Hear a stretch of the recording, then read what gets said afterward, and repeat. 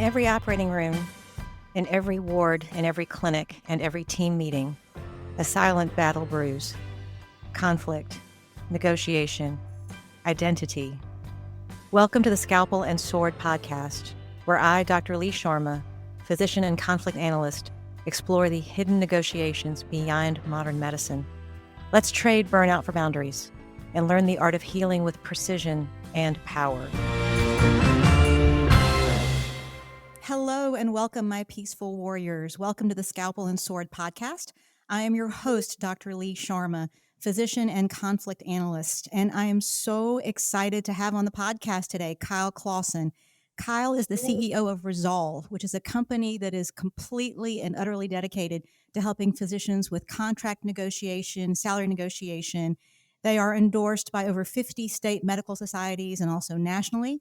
Kyle is a speaker all over the country with regards to physician contracts and negotiation. His spouse is a physician, and I gotta love it. I tell you, when people put their dog in their bio, it's like, I'm already a kindred spirit if you've got your dog in there. You've got a Bernedoodle named Murphy. So I love that. He's the star of the house. So, you got to include him. Aren't they all, though? The fur babies are always the star. But Kyle, welcome to the podcast. Appreciate you having me on. Thank you for being here. So how long ago did you found Resolve, and what was your impetus in starting this company? Yeah, Resolve's been around for about 15 years now. So the reason it was actually formed by a physician who was doing these business of medicine talks to residents and just understanding that there's very little training around compensation and contracts and all the things that go into getting your first job. And that's where it started. It's come obviously quite a long ways. Like most companies in the last 15 years, it's evolved, and we utilize a lot of technology now that we didn't back in 2010. But it started from a physician, and that's the core of what we do, is try to empower physicians in this very specific niche. That's so great. I always like to share my age. I'd finished training in the 90s. And I remember the rite of passage when you were getting your first job is you took your contract to the attorney. And that was kind of a process. And you went to the attorney and they looked at your contract and they made recommendations. And once you got it approved and once you got it taken care of, you went out to dinner or celebrated, because at that point you knew you were locked into your job. But these were not attorneys that necessarily specialized in physician contracts or reimbursement. They may have been contract attorneys, but not necessarily in the space of medicine. What makes medical contract negotiation a different animal?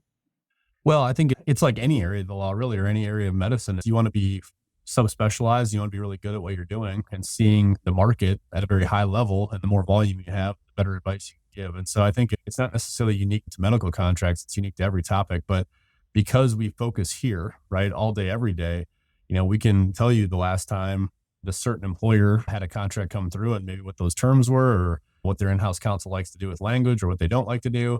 And I think nothing against a local attorney, right, that's maybe next to the residency program that you were at. I think they can do a good job as well. I just think their access to the market and the high level picture is sometimes limited. And so that's the part of the value that we bring, is that expertise on a national level. Yeah.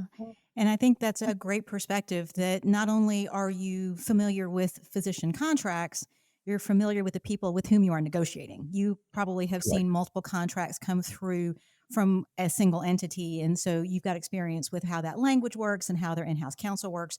And that's a very interesting perspective that maybe somebody who does contract law, but not necessarily what you're doing, very, very, very different. I think it's also interesting. One of the things that I thought was interesting on your website when I was preparing for this was, even though 80% of us right now are employed, there's still 20% of physicians that are in independent practice. And those physicians still have the burden of contract negotiation. In terms of what's coming in, what you're looking at Resolve, now that we've got so many physicians that are employed, what shifts have you seen in contracts and sort of contract language and negotiation? Yeah, I mean, that demographic or that breakdown is right. I mean, most residents now are going to go out into an employed setting, right? Meaning they're going to work for a health system. They're not going to have the opportunity to buy in and have equity ownership.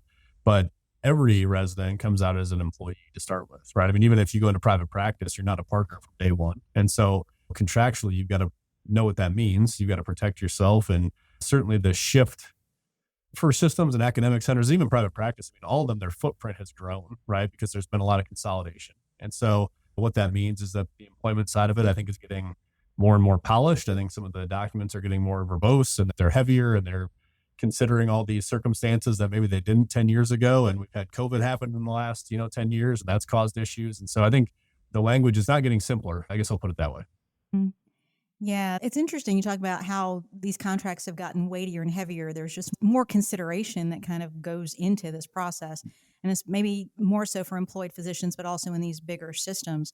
What are some things that you specifically try to educate, like people say coming out of residency, going into private practice, or if they're going into, let's take employed physicians, what kind of things do you specifically try to look for in those contracts? Well, we always want to start out with making sure the document fits that individual. So it feels to me like every client has different needs, and they all come in with things that were told to them throughout the interview process of how much call they're going to take, or what locations they're going to work at, or if there's tail coverage or if there's not. Right? I mean, they've been told a lot, and we never know what that conversation has been. Right? They come to us at the end of the process usually, and so step number one is making sure the document reflects what they think they're getting into, and oftentimes it doesn't. I think that's where we then have to start to work through, well, what are priorities for you, what are deal breakers for you, and what aren't, and try to narrow that list down as much as we can, because we do want to go through any negotiation, right, in good faith, and we want to make sure we're hitting on things that matter and not wasting times on things that don't. But trying to customize, I think, is the most important thing that I would say with it. Systems in every employer, right, in healthcare and otherwise, they want to have standardized documents. They want to have the same thing for everyone. It just doesn't work very well from where I sit in medicine, and try to accomplish that as much as we can for our clients. I think that's such a great point. I did an interview about a month and a half ago with one of my former medical students that is now in private practice, and we were talking about her process of negotiation. And one of the things that she just touched on that she also verbalized was how important it was for her to have a clear understanding of what she wanted. Mhm. In terms of walking into that negotiation, it wasn't just a matter of walking in with a contract and giving it to a professional like you and saying, okay, look at this contract. It was actually understanding these are the things that are important to me, and so sharing that with you as you're looking, reviewing that contract makes you a better, and more informed person to look at that because they have to know what they're actually after. One of the things that you also mentioned was this discussion of expectations. And I think Mhm. call is a great place to look at that. I was watching an interview that you had done where you were talking about, and I hate to say this, a very common situation where a physician is walking into an employment situation where maybe they were told they were taking 1 in 7 or 1 in 8. And then people leave or people retire, and all of a sudden you're told you're taking 1 in 4 and 1 in 5. And there's nothing in the contract that covers that. How do you help physicians prepare for those kind of situations? Well, what we ultimately would like to do is to make sure the contract protects them to whatever level of call they're comfortable with. So if the call pool is currently like 1 in 7 in your example, and they say, hey, I'm willing to help out a little bit, right? If somebody leaves or there's a car accident, somebody becomes disabled, those things that happen, but I never want to take more than 1 in 5, right? Well, then we'd like to have language that says calls capped at 1 in 5. And it doesn't mean that the system or the employer is not going to need coverage. They will, but it means go out and find locum coverage, right? Don't make the current pool of physicians that they're do that and cover that. And so that's step one, is how much do you want to take? Step two is, when do I want to start to get paid more? If I'm supposed to take 1 in 7 call and I'm taking 1 in 5, and maybe I'm young and single and I want to make as much money as I can, well, that's great, but I still want to be paid for that extra call that I'm taking. So there's two components of what's important to people: frequency and then pay. Yeah. I also think that's a really great way of making sure that physicians don't get in that situation because it's not something you think about, oh, they told me I'm taking 1 in 7. And then you make this assumption that that's never going to change. And that's just not the nature of any workforce, really, but especially in medicine, that workforce is always shifting. So helping physicians prepare for that eventuality contractually, I think, is huge. A big thing you also mentioned is the idea of appropriately being reimbursed. If you're doing the extra work, are you getting extra pay for that extra work? And there's also going to be times, this is one of the things that as I was looking at Resolve, I thought was really cool, is that you also help physicians negotiate reimbursement. And in many times, getting a reimbursement that's appropriate for what they're doing and what their geography is. Is that something that a lot of physicians come to Resolve for?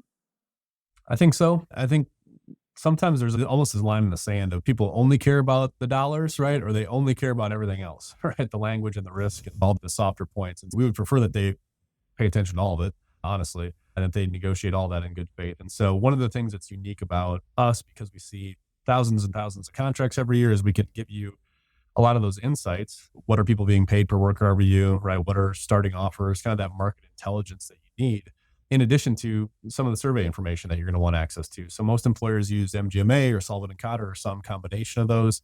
you do get access to MGMA information as well on our site. And so it's hopefully getting you as much information as possible to really get you the best outcome, which is what we're after. Yeah. One of the phrases that you just used, which I think is so important for any negotiation or any conflict management, is in good faith. The idea that everybody's coming to the table with true transparency, not just for what they want, but what their expectations Right. are communally. But we're not pulling our punches. We're not trying to do anything down and dirty. We're actually really trying to get a good working relationship contractually between the employer of the practice and the physician. And this transparency that you're providing people, I think, with having national data, MGMA data, things like that, where you can look at, okay, this is what a pediatrician makes in the Southeast, and this is appropriate to ask for. I think that's really huge. And also, I think a lot of physicians tend to be conflict avoidant. They don't want to deal with a conflict. And so I think one of the great things about Resolve is they feel like they have an ally walking into that negotiation. They feel like they're not going in there alone. Do you feel like you have physicians that sometimes, because they are conflict avoidant, or just, I don't want to get into it. I want this, but I really want to get, Yeah. is that some characteristic that you deal with a lot? Probably more common than it's probably the majority rule that physicians are usually a little bit risk averse. They don't like conflict. They sometimes don't want to offend anybody, right, throughout the process, and they don't want to come across as being greedy, right, because we know the compensation numbers are higher than normal, right, or higher than average.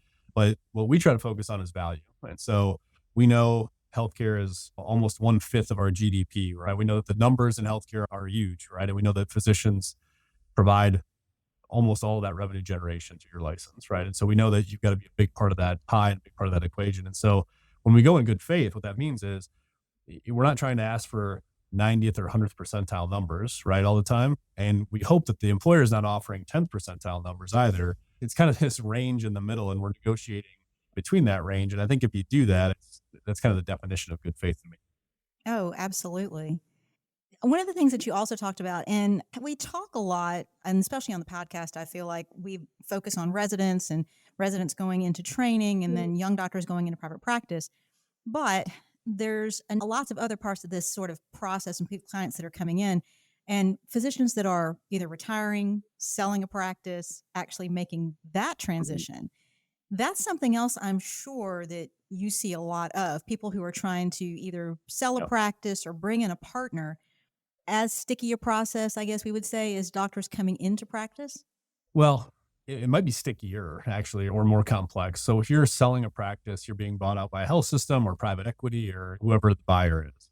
There's a lot that goes into that because you're not only selling your revenue stream, but you're probably going to become an employee, right, of that new entity for at least a short period of time. They don't want you to just walk off and have the patients leave because that's the big value.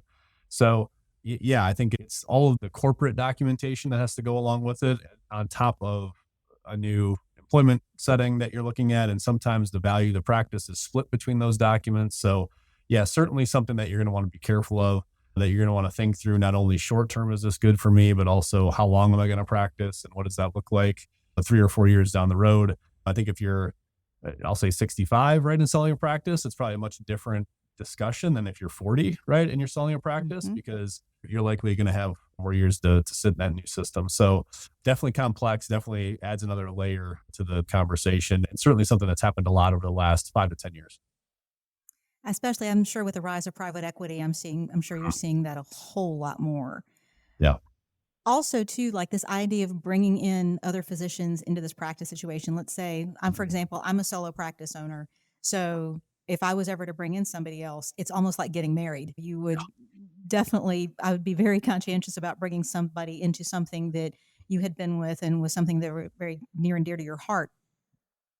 Do you find that often, and I'm sure you do, just by virtue of the fact this is what you specialize in, that there are so many things that doctors don't think about going into these kind of negotiations?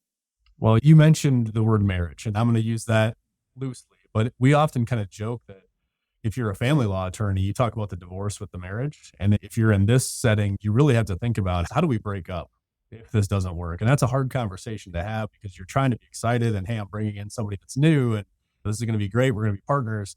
But I think that's probably the part that gets overlooked the most is, hey, if 5 years from now, my spouse gets a new job and we just need to move, right? Everything's going great, but we have to depart. What does that look like? Or what happens if there's substance abuse from one of us? And, it's you or me or somebody's an alcoholic and they've got drug issues. Like, what does that look like if we need to break up? Or if we want to sell out to private equity, right? There might be different paths through that process on how the relationship ends, and the valuations could be different and our purchase price formula might be different. And so, yeah, I think it's really, really important to think about the full picture and all the possible solutions, even if they're not fun to think about up front, because it's going to make your life a lot easier in the event those things do arise later on. I think that's so brilliant. The awareness of, especially as people are coming into those agreements, this stuff might happen. We have the best of intentions. We're very optimistic, but the world is the world and life is life. We just don't know. And so it's so much better on the front end to have something set up if this breakup happens for whatever reason, that we actually know how we're going to handle it. I would almost say that even though it's hard probably to have that conversation with your physicians with whom you're writing these contracts and reviewing the contracts for, the fact that you are building that sort of awareness in them, conflict happens. We're not going to be happy 100% of the time. This is how we're going to handle it if.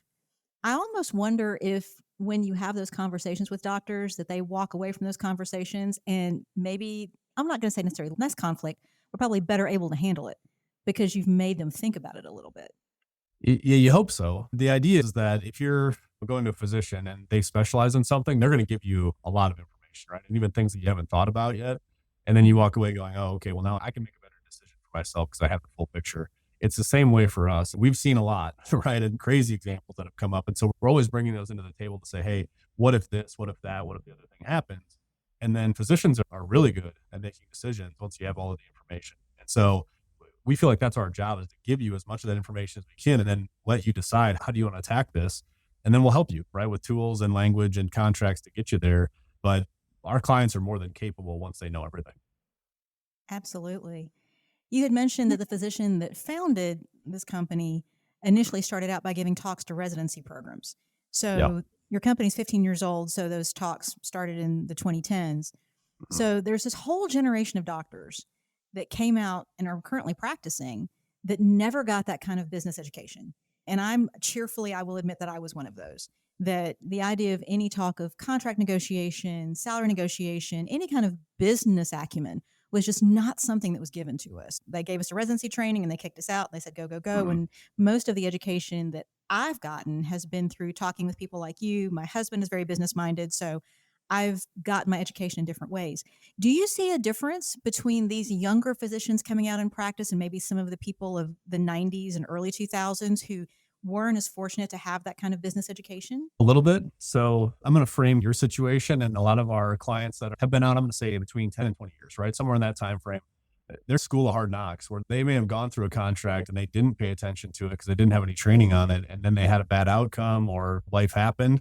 And those clients will come into us and they fully grasp what they're getting, right? I mean, they're fully appreciative of like, yes, this is important, and they're able to prioritize things very well. Sometimes I almost think when the younger residents who may have more information right now, they think, yeah, there's these issues, but it'll never happen, right? Like these problems will never come up. And then 5 years later, they're like, oh man, I really should have paid more attention to that paragraph. So that's the biggest distinction for me. I think there's obviously more information out there. There's these podcasts and, videos and all these great things. But I still think sometimes getting physicians to act on it and to actually take that next step, sometimes it's hard. It's kind of like people going to, I don't know, their annual well check, right? Is they don't do it even though they know they should. Sometimes it Mhm. feels like that to us on the law side. That's such a great insight because I do think sometimes as physicians, we get into this mindset of, well, we've been through medical school, we've been through residency, we should know how to do this. And I'm not necessarily going to say it's a pride thing, but I think it's one of those things that sometimes you don't really recognize that there is help available and you should take the help because, you'd briefly talked about this idea of specialization. We're good in our own specialty, we're good in our little sandbox, but that doesn't mean we know everything in the next sandbox. And so we definitely need to ask for help. But the other thing I think that you touched on was you've seen so many situations. You have seen so many different, just unusual situations that you're much better able to prepare physicians, residents for what that contract should look like once you know what their priorities are. Uh-huh. I also really think it's cool that as you are working with these eventualities with these residents and physicians, that you are making sure that they've thought about what they want and what they need before they walk into that. I think that's so important. As you're seeing the rise of unions, and this is one of those things that I think we're seeing more of, as we're getting into this newer generation, are you seeing contract language about unionization for any of these residents? Is that something you're seeing more of? The unions that are representing residents, we don't dabble in that at all. So we're working Mhm. with them with training. So that's kind of Right. half the question. But there are folks that are going into situations where either their current employment is moving towards a union, right? Or they're entering into contracts that the union is helping out with already. I think it's roughly 8 to 10%. That's the statistic that's out there of the number of physicians across the country that are in a union. So it's still very much the minority position. Mhm. I think they can be helpful. I think there's also potential for them to be problematic because we feel that physicians are so unique on an individual level that it's hard to say, let's create a rule that applies to 300 doctors, right? Or 300 physicians, because some of them want to take call more than others and some want to take less and some want to maximize compensation and some want work-life balance. And we've had clients that have been a part of unions that really like them. We've had clients that have been part of unions that really didn't feel like they were doing a good job. So I think it's probably too early for us to have a strong opinion on that. I think it just depends on the person and where they're at. Mhm. I wonder if that's a trend you're gonna see more of as maybe you see that increase. It'll be interesting to see how that's reflected in contracts and how the Yeah. larger entities are gonna perceive that. One of the things that I think you also do at Resolve that is really an interesting concept to me is the concept of renegotiation. Is the idea that you have physicians that are at some point in their careers going to want to renegotiate a contract. Mhm. What are the common sort of impetus for people to come in and want to do that? It's usually one of two things. It's either one, they've been taking too much call, right? Or something with the job isn't working well for them. And rather than leaving or burning out or something, they're trying to fix it. So I think a really good idea, right, is try to fix the solution if you can, get to a solution if you can. The other side is that they just feel like they're underpaid. They haven't gotten a raise in 10 years. Nothing's happened. They're under contract. Everything seems to be going well, but they're just curious, right, on Mhm. what does current data say for my specialty. And so we've unfortunately had some clients come through where they haven't looked at their contract in 10 years and they are severely underpaid, right? Where it's like their conversion factor should be 75 or 80 and it's at 60 and they're producing 10,000 plus work RVUs a year. And so you can do the math on that. They're Wow. short a big number for 10 years, right? Yeah. And then they're pretty frustrated. We've had some on the other side of the coin where we do look at comp and we're like, yeah, the organization's been updating that fairly frequently. So you're okay on that part, but maybe let's get you that scribe or that APP support that you want, or more admin time for charting or whatever it is. Let's try to make the quality of life better because we, again, want you to be there. And systems and employers want that too. I mean, they don't want to have to, recruit and retain is really hard, right? It's expensive. There's not enough physicians in the country. And so to replace you is a really big number. So they almost always in university, they'd rather save a relationship if they can. So we encourage anybody that's in a contract to take a look at it, have it reviewed, make sure it's okay. It might be, the count might be fine. It might need an adjustment, but at least you can have that peace of mind. I love how when you were talking about that, because I think so often when we talk about contracts, we talk about physician employment and what that contract looks like. And you mentioned it. I think the two most common denominators that make people go look are money and call. Mhm. But Yeah. it's really also quality of life. When you talk about being able to negotiate a scribe or negotiate an extra employee to do X, being able to make that day in your practice look like what you want it to look like, and the fact that you can actually use contract negotiation to do that. But the other thing I think you do, because it's all you do, is you are giving physicians such solid comparative data. You look at other people in the same situation. It's like, this is what X is doing. And what you want and what this other physician wants may look a little different, but that physician's experience can help to inform yours. And so this is going to help you achieve what that work should look like. I also think it's really interesting because when you talk about the fact that it's hard to replace physicians, sometimes we don't think of ourselves that way. Sometimes we don't really see ourselves as being a valuable commodity. I would say one of the biggest things I tell when I have, especially young female medical students that are going into residency, it's like, you must remember that you are a commodity. You are valuable, as especially, and all physicians are, but I think there are some patients who seek out female physicians preferentially, that Mhm. if they've gone to the effort to educate you and train you, there are patients who will seek you out. And as a result, it's much more to their benefit to keep you. And so they're going to work to keep you. So if you're walking into a contract negotiation with very solid data about what you should be getting, or if you're able to say to somebody, X physician negotiated a scribe or an extra workup or something like that. Those are things that you can ask for and don't feel bad about asking. So, a lot of times, do you think physicians feel bad about asking? Yes. And it's not all of them, but I would say 70%. And we don't track that data, so I don't know for sure, but it feels like 7 out of 10 come in going, "Ugh, you know, I'm getting this if I'm coming from residency to the real world, right? My income is gonna jump 6 to 10 times, right? I mean, it's a big Hmm. number, right? And so they automatically feel like, "Wow, am I really worth that much?" Well, the answer 1 is yes, or they wouldn't be paying it to you, right? And then 2, it almost trickles down to everything else. It's like, well, because of the increase in income, I shouldn't ask for all these other things that are important to me.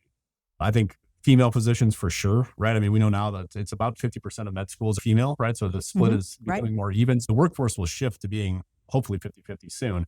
But yeah, there are patients that will seek out, right, Spanish speakers, or there are patients that'll seek out females, right? And so you have to know not only what your specialty brings and what you're billing and what your collections are going to be from that, but also that your practice might ramp up quicker, right? Or you may have higher volumes because Hmm. of other things about your demographic or soft skills that you have. So I just think it's important to know all those things and to know what the employer has for options too. I mean, if they've got 10 applicants for a job, your leverage is less than if they have one.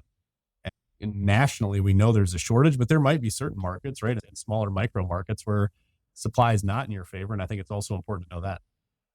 Oh, my goodness. Yes. I think it's really cool that you see that as well. Because I think in my work, I definitely see that physicians don't really want to engage, especially in a negotiation or conflict process. Number one, because I think the process scares them. But number two, it is that sense of I shouldn't be asking, I shouldn't be asking, I don't want to rock the boat, I don't want to make trouble.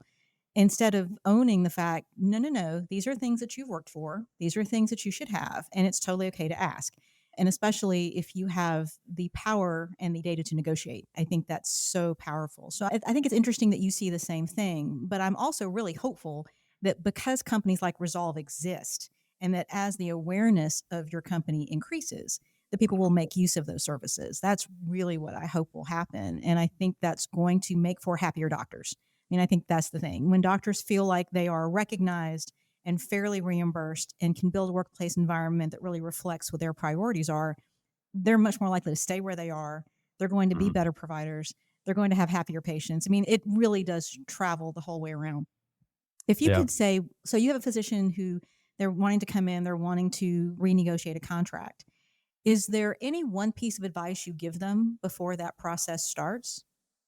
Well, if you're going to renegotiate, we always think that you should have access to your data so we know historically what you've been doing because the employer is certainly going to look back on that. And we want to make sure we're doing that as well. So it's not only your contract that we want to take a peek at and understand, but it's also what have you done? How long have you been there? How long do you plan to stay there? Right? Are there any things that are unique about you? Right? So we're kind of just collecting all that information. I mean, like an H&P, right? Like you're just getting all the Mhm. background information. You can know what advice to give. I think that's probably more important in a renegotiation as opposed to a resident who has no history, right? It's you're coming out of training, right? We know what that profile looks like. So that would be the one thing is do your homework up front, try to collect that information if you can so you're ready to have those conversations. Yeah. I think that's such a great point because I do think, unfortunately, there's a lot of us that don't know. We don't know what our charges are. We don't know what our RVUs are. You know, if we're trying to think about a renegotiation, we really don't know what we're pulling down. And as a result, it makes it much harder to approach that process. Do you have any words of wisdom for residents that are looking to look at that first contract and getting out into practice for the first time? Yeah, so your first contract is sometimes your most important one because it's going to set the tone for every renewal or every renegotiation that you have. And so I would say definitely don't sell yourself short in the first contract. If you want to be in a certain location, which is almost always the case, right? We know the physicians pick their job based on geography usually. And so if you need to be in Miami or Denver or whatever city, go out and talk to all the practices, right? If you can. There's probably some upper limit on that depending on specialty, but you should hopefully have 3 or 4 really good offers, right, in that area. Hmm. So you can then have that leverage and have that side by side data to know what you're getting into and try to make that informed decision about long term. What does this look like for me? And hopefully different practice types too, right? I don't think it hurts to have one private practice and one employed and kind of see what that trajectory looks like so you can make again that decision because oftentimes comp and autonomy or that conflict with each other, right? It's like the more freedom Hmm. you get, the more ownership you get, the less guarantee you get up front. And so that doesn't mean long term over 10 years they don't end up matching each other. It just means what's your risk tolerance early on. Absolutely. And also, too, I think it's a really great thing because there are still independent private practices. Mhm. That path might look different because then you're talking about a path to partnership. And so, is that something that you are interested in being more the captain of the ship as opposed to someone who's coming in and working? And I think as maybe physicians are getting more educated about business models, I'm hoping they're going to be less afraid to go into that private practice because I feel like that's a motivation for a lot of doctors who just said, I just want to practice medicine and I really don't want to have any role in any kind of management. I think you're seeing physicians who are more willing to engage in that Mhm. process of management and therefore they want to be on that ownership track. Most physicians, or I guess a lot of physicians, tend to not stay with their first job too. A lot of times that first job is not their last job. They may spend 5 years at that job and find, okay, maybe this is not what I'm looking for. And so they're having to move on. And I think because of that, like you said, that first contract is so important because that's their foray into their first profession into the professional life. And I think that's really, really big that you're making a good point of that contract means a lot because it's their first. I'm sure a lot of doctors who are also looking for partnership that are going on that track as well and having to negotiate what that looks like. Yeah, no, we do. Private practice isn't dead. We always joke about that, even if it's a minority, there's still people that really want to have control. They want to buy into the surgery center. They want to hire their own staff and run all that stuff the way they want to, have their work schedule, not dictated by an administrator or somebody else. And so I think the pendulum will swing, right? I mean, it's got heavy employment. I think it will eventually come back like everything else, right? We tend to find the middle eventually. And Mhm. so I don't think it's dead. I think it's certainly a good option. I think there are certain specialties that, really benefit from being in private practice and certain specialties that don't necessarily fall as traditionally into the health system model or the employed model. So, yeah, I think when you're negotiating with private practice, it's a little bit different. It's hopefully a colleague and a business partner that you're talking to, not a CEO or administrator or recruiter that might not be there in 3 years. And Mhm. so you've got to treat those conversations slightly different. I think it's really important for physicians understand finance, or, at some levels, like how to read a profit and loss statement and what a balance sheet means and those other important items that go into it where you're never going to have to do that if you work for HCA or, a large health system. So definitely differences there. And I think both can be very good, right, for individual physicians. It just, again, depends on kind of what they want. I'm hoping too, and as you said, I agree with you. I think that pendulum is starting to swing back. You're going to see more physicians want to be in an ownership situation. I think as you start to see physicians get more, you're going to see more, physicians with MBAs and JDs, you're going to see them engage more with that and actually educating other physicians in those areas. And you're going to see more physicians willing to take that responsibility. Yeah, I would agree. I think there's so much more information right out there right now. And people are starting that they may have gone into employment and decided, hey, it's not for me, and they're coming back out of it. So, yeah, I think the data should skew back a little bit the next few years. I agree. Absolutely. Kyle, if people want to find Resolve, if they are interested in getting any kind of contract or negotiation help, how would they find you? Yeah, I mean, resolve.com is the easiest way. Go to the website, you can check that out.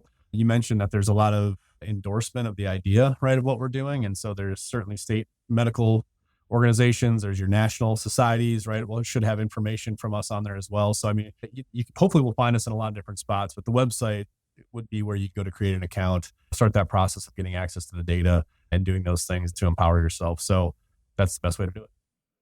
One of the things, and I just want to close with this because I loved this so much. When I got your bio, it said one of the things that you're passionate about is helping physicians to level the playing field.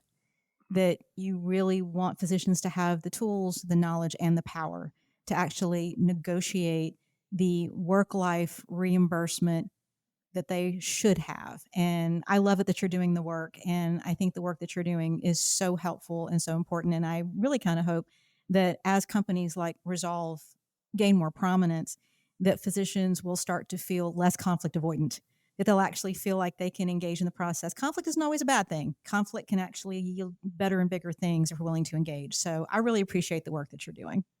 Well, thank you. It's very kind. We love doing it, and it's what we do all day. Sounds good. Well, Kyle, thank you for your time. Thank you for being on the podcast. It's been great. Thanks for having me. Awesome. Peaceful Warriors, thank you so much for being with us on Scalpel and Sword. Please join us next time, but until then, be at peace. Every episode is an invitation to speak, to negotiate, to choose. I'm Dr. Lee Sharma. Join the dialogue by subscribing to Scalpel and Sword. Until next time, peaceful warriors, may your choices be sharp and your voice be even sharper. This podcast is a reflection of lived experience and research in conflict resolution. The Scalpel and Sword is not intended as medical or legal guidance. For personal matters, please consult a qualified professional.